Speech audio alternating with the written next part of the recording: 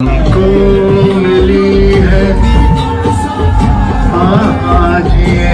दोस्तों, इमरान खान के फैन और जिगरी दोस्त बॉलीवुड स्टार सलमान खान भी कैदी नंबर 804 गुनगुनाते हुए सोशल मीडिया पर वायरल हो गए हैं। इमरान खान की मोहब्बत में पहले इनकी नगदा कोका पर डांस की वीडियो भी सोशल मीडिया पर टॉप ट्रेंड बन चुकी है। इस बार खान साहब के दोस्त सलमान खान ने नगदा कोका अपनी खूबसूरत आवाज में गुनगुना दिया है, जिसकी मुकम्मल खूबसूरत वीडियो भी इसी वीडियो में आपके साथ शेयर करेंगे। दोस्तों, जैसा कि आपको पता है कि खान साहब पर रिलीज किया हुआ गाना को मिली है हाय डठारा कोका नकदा कोका डठारा कोका लब लब थकिया नहीं लबदा मुड़िया ढोलव कलिया दिल उड़ नहीं लगदा